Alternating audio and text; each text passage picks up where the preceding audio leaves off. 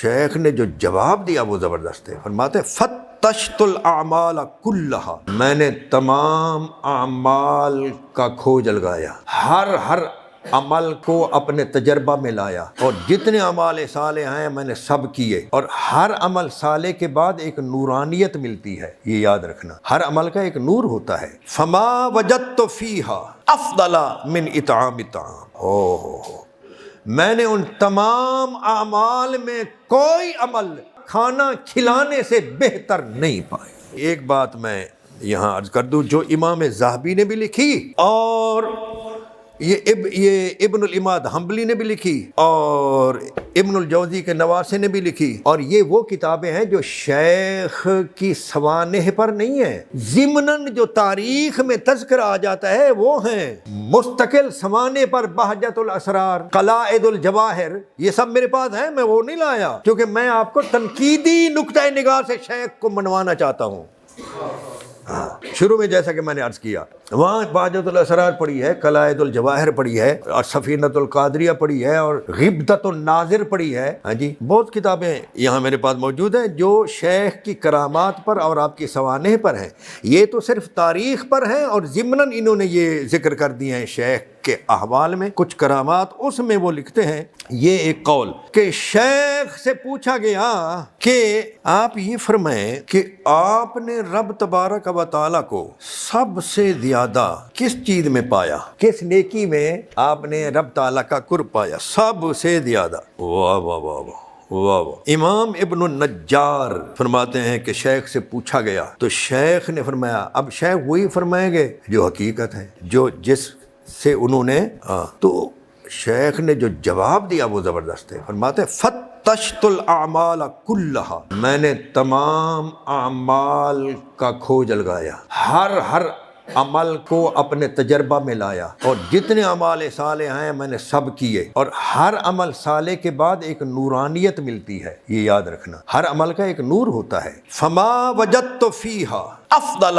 من اطعام الطعام، میں نے ان تمام اعمال میں کوئی عمل کھانا کھلانے سے بہتر نہیں پایا. شیخ کا یہ قول اکثر نے نقل کیا ہے. اودو، میری جان توڑ کر خواہش ہے، احبو نہیں ہے، اودو ہے، جان توڑ خواہش، شدید خواہش. اودو لو کانت الدنیا بیدی، اگر ساری دنیا میرے ہاتھ میں ہوتی، فَأُطْعِمَهَا الْجِيَاعَ، تو میں وہ ساری بھوکوں کو کھلا دیتا.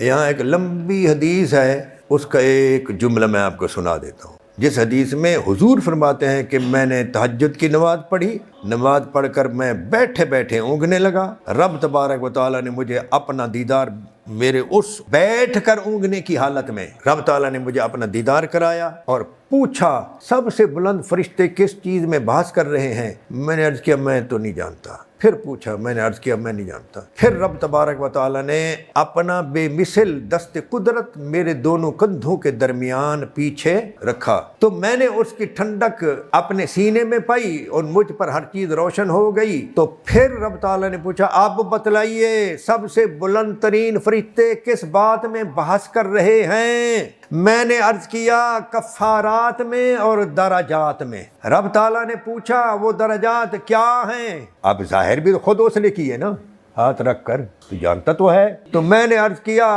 درجات کی باتیں یہ ہیں، طعام کھلانا، سلام پھیلانا اور نرم کلام کرنا. اطعام الطعام، افشاء السلام، ولین الکلام ہے جی. اور کفارات کیا ہیں؟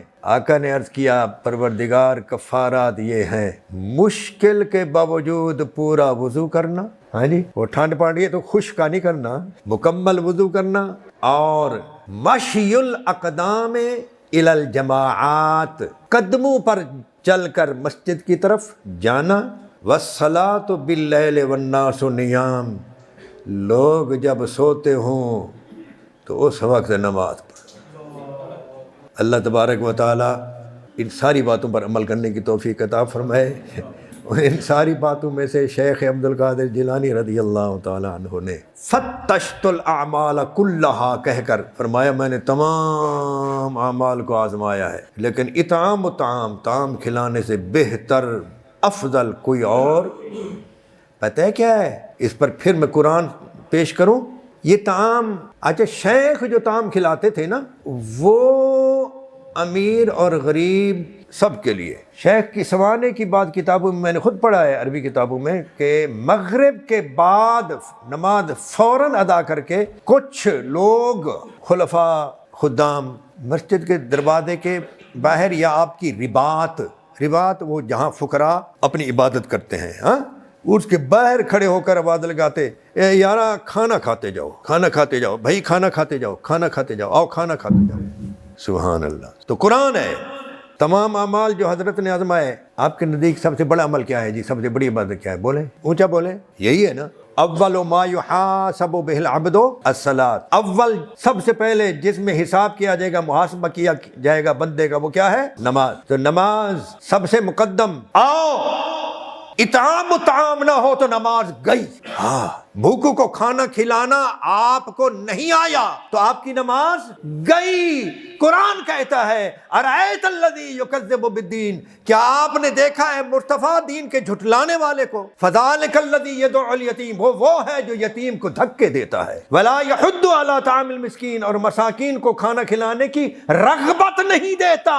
اپنے پاس طاقت نہیں، جانتا ہے وہ فلاں شخص کھانا کھلا سکتا ہے، اس کو بھی نہیں کہتا او یار انہوں کھانا کھلا دو، اے مستحق ہے۔